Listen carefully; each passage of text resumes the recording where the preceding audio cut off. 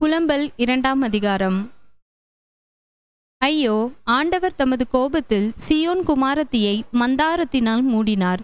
அவர் தமது கோபத்தின் நாளிலே தமது பாத பீடத்தை நினையாமல் இஸ்ரவேலின் மகிமையை வானத்திலிருந்து தரையிலே விழத் தள்ளினார். ஆண்டவர் தப்ப விடாமல் யாக்கோபின் வாசஸ்தலங்களை எல்லாம் விழுங்கினார். அவர் யூதா குமாரத்தியின் அரண்களை எல்லாம் தமது சினத்திலே இடித்து தரையோடே தரையாக்கி போட்டார். ராஜ்யத்தையும் அதன் பிரபுக்களையும் பரிசுத்த குலைச்சலாக்கினார். அவர் தமது உக்கிர கோபத்திலே இஸ்ரவேலின் கொம்பு முழுவதையும் வெட்டி போட்டார். சத்துருவுக்கு முன்பாக அவர் தமது வலது கரத்தை பின்னாக திருப்பி சுற்றிலும் இருப்பதை பட்சிக்கிற அக்கினி ஜுவாலையைப் போல் யாக்கோபுக்கு விரோதமாக எரித்தார். பகைஞனைப் போல் தம்முடைய வில்லை நாணேற்றினார். சத்துருவைப் போல் தம்முடைய வலது கரத்தை நீட்டி நின்று கண்ணுக்கு இன்பமானதை எல்லாம் அழித்து போட்டார். சீயோன் குமாரத்தின் கூடாரத்திலே தம்முடைய உக்கிரத்தை அக்கினியைப் போல் சொரிய பண்ணினார். ஆண்டவர் பகைஞன் போலானார். இஸ்ரவேலை விழுங்கினார். அதன் அரண்மனைகளை எல்லாம் விழுங்கினார். அதன் அரண்களை அழித்து யூதா குமாரத்திக்கு மிகுந்த துக்கிப்பையும் சலிப்பையும் உண்டாக்கினார். தோட்டத்தின் வேலியைப் போல இருந்த தம்முடைய வேலியை பலவந்தமாய் பிடுங்கி போட்டார். சபை கூடுகிற தம்முடைய ஸ்தலங்களை அழித்தார். கர்த்தர் சீயோனிலே பண்டிகையையும் ஓய்வு நாளையும் மறக்க பண்ணி தமது உக்கிரமான கோபத்தில் ராஜாவையும் ஆசாரியனையும் புறக்கணித்து விட்டார். ஆண்டவர் தமது பலிபீடத்தை ஒழித்து விட்டார். தமது பரிசுத்த ஸ்தலத்தை வெறுத்து விட்டார். அதனுடைய அரண்மனைகளின் மதில்களை சத்துருவின் கையில் ஒப்பு கொடுத்தார். பண்டிகை நாளில் ஆரவாரம் பண்ணுகிறது போல் கர்த்தரின் ஆலயத்தில் ஆரவாரம் பண்ணினார்கள். கர்த்தர் சீயோன் குமாரத்தியின் அலங்கத்தை நிர்மூலமாக்க நினைத்தார். நூலை போட்டார். அழிக்காதபடி தம்முடைய கையை அவர் முடக்கி கொண்டதில்லை. அரணிப்பையும் அலங்கத்தையும் புலம்பச் செய்தார். அவைகள் முற்றிலும் பலனற்று கிடக்கிறது. அவள் வாசல்கள் தரையில் அமிழ்ந்து கிடக்கிறது. அவள் தாழ்பால்களை முறித்து உடைத்து போட்டார். அவள் ராஜாவும் அவள் பிரபுக்களும் புறஜாதியாருக்குள் இருக்கிறார்கள். வேதமும் இல்லை. அவள் தீர்க்கதரிசிகளுக்கு கர்த்தரால் தரிசனம் கிடைக்கிறதும் இல்லை. சீயோன் குமாரத்தியின் மூப்பர்கள் தரையில் உட்கார்ந்து மௌனமாய் இருக்கிறார்கள். தங்கள் தலைகளின் மேல் புழுதியை போட்டுக் கொள்ளுகிறார்கள். இரட்டு உடுத்தி இருக்கிறார்கள்.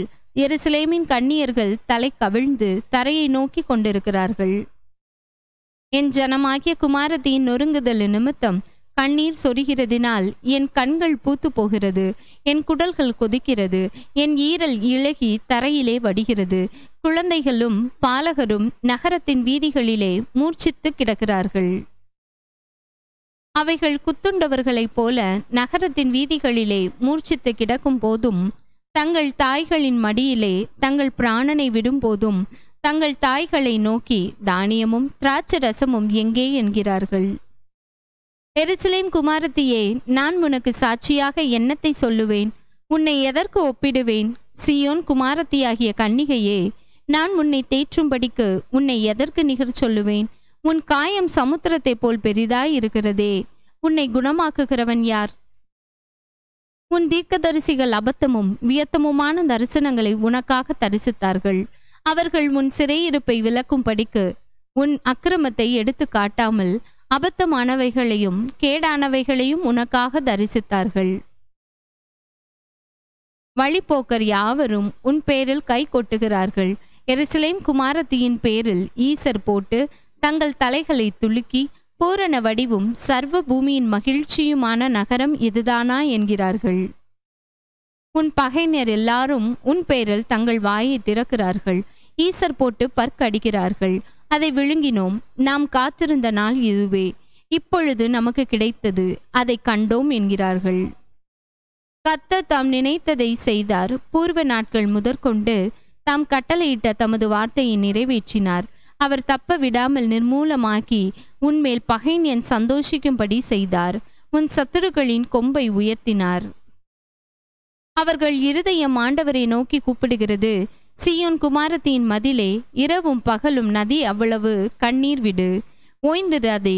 உன் கண்ணின் கருப்பு விழியை சும்மா இருக்க ஒட்டாதே. எழுந்திரு. ராத்திரியிலே முதற் சாமத்தில் கூப்பிடு. ஆண்டவரின் சமூகத்தில் உன் இருதயத்தை தண்ணீரை போல ஊற்றிவிடு. எல்லா தெருக்களின் முனையிலும் பசியினால் மூர்ச்சித்து போகிற உன் குழந்தைகளின் பிராணனுக்காக உன் கைகளை அவரிடத்திற்கு ஏறெடு. கர்த்தாவே, யாருக்கு இந்த பிரகாரமாக செய்தீர் என்று நோக்கி பாரும்.